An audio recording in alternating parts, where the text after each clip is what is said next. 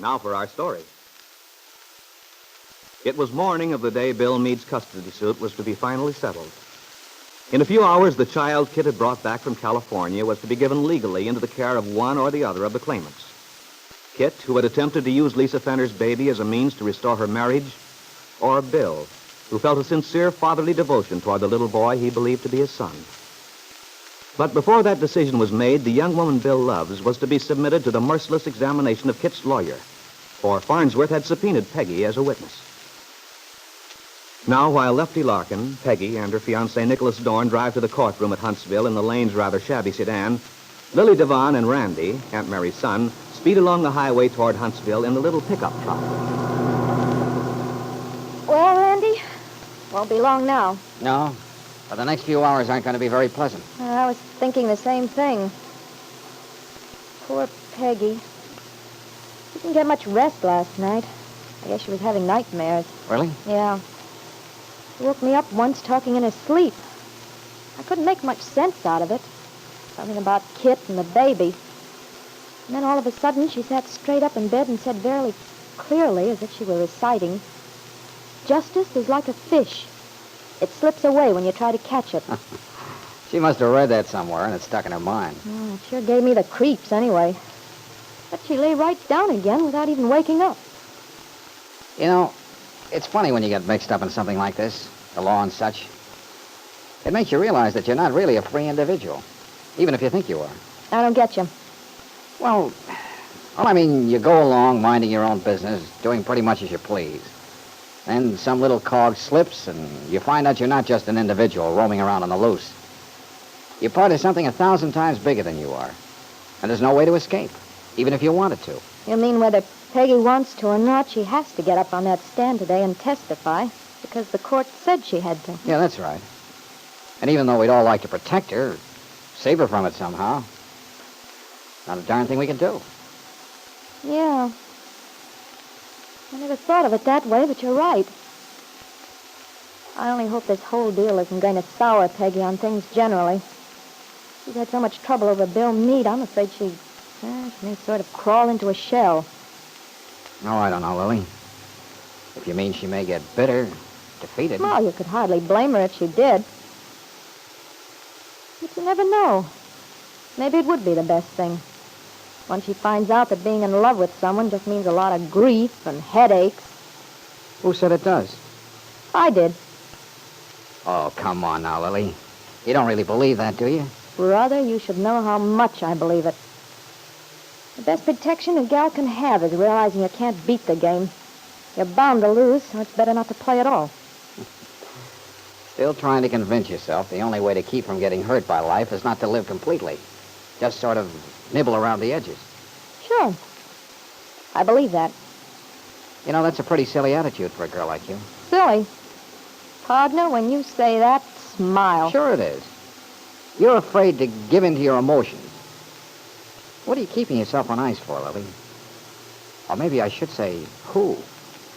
Because sooner or later you'll meet some guy and fall plenty hard. Just as if you didn't have all these theories. You're all wrong, chum. Not this baby. Want to make a bet on it? Why not? Anyway, look who's talking. I notice you're going your own sweet way without getting tangled up with anyone. What makes you think I shouldn't do the same? Well, I don't pretend I'm going to go on like this for the rest of my life. Oh, I see. You mean you're just waiting till the right gal comes along? Yeah, something like that. Sure you'll recognize her when you meet her? Oh, don't worry about that. I'll know her all right. And I gather you haven't met her yet. Nope, not yet. Well, pal, good hunting. Naturally, the girl will fall for you. Oh, naturally. Do you use traps or do you stalk your game for days and then you... Well, I believe in domesticating the animal. I offer my hand in friendship. Let him learn to trust me. Well, you better watch yourself. Somebody's liable to snap at you one of these days. Oh, I'll take that chance. What's the matter, Lily? Don't you approve? You look so... Let's skip it, shall we?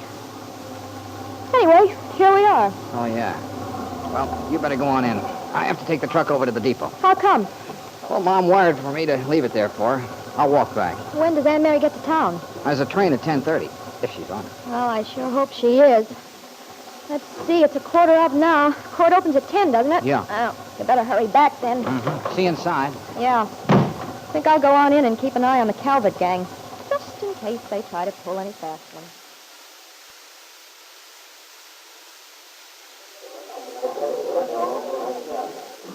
Well, it's lucky the baby fell asleep, Kit. I think it was silly bringing him over. Lucy could have looked after him. Of course, I realize what Farnsworth was after when he told you to bring the child. I should think that would be fairly obvious, Jessie. Yes, he's quite right, Kit. You look the picture of loving motherhood, the sleeping child in your arms. Really quite touching. If one didn't know any better. Jessie, sometimes I wonder if you're capable of saying a kind, decent word. Heaven knows I don't expect much from you, but today I'm in no mood for your... After all, Kit, you must admit it's rather funny you're putting on this Madonna act at the 11th hour. You know perfectly well it wouldn't have occurred to me to bring the baby over if Farnsworth hadn't insisted. I only hope he doesn't wake up and start howling as soon as things get started. He probably will. But you shouldn't mind that. It'll give you an opportunity to demonstrate your efficiency as a mother. Well, today ought to be quite an interesting session, at least from the standpoint of a spectator. You're having a fine time through all this, aren't you, Jessie? Just so long as it's no threat to you. It's been a pleasant change from the usual monotony. I don't understand, though, how Farnsworth thinks he can get away with questioning Peggy Douglas. She hasn't a thing to do with the case, actually. Perhaps he thinks she has. No. He's using it as a psychological weapon. Legally, I don't think he has any business dragging her into it.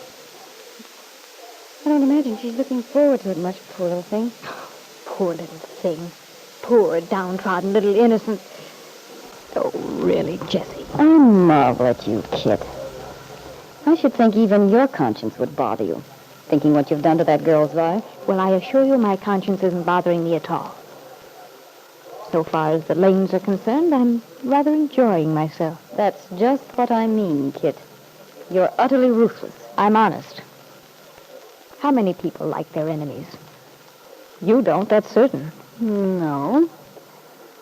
But I think the difference between us, Kit, is that I acquired my philosophy through being hurt. I didn't start out with it. While you've been this way all your life. Have I, Jessie? No, there was a time when I was a youngster. Oh, what's the use of talking about it?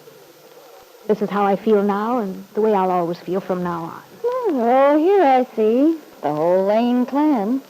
Lefty, Nicholas Dorn, Randy, even that nightclub girl, Lily something or other. Well, one thing you can say for them, they certainly stick together. They're just huddled together for moral support. They know we're winning. Come to think of it, they're not all here. Aunt Mary's missing. No, don't worry. She'll come bustling in. It's odd, though, the way she went rushing out yesterday. Ben thought she just couldn't take any more, but I wonder. I wouldn't let it bother me, Jessie. Aunt Mary's bound to show up, especially since her darling Peggy is going to be examined. Oh, here comes the judge. They're going to start.